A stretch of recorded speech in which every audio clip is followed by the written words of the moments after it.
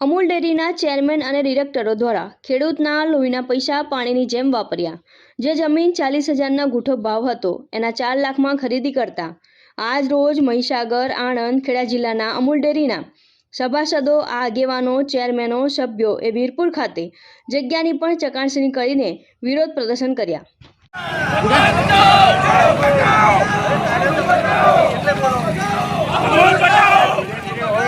Amul Bachao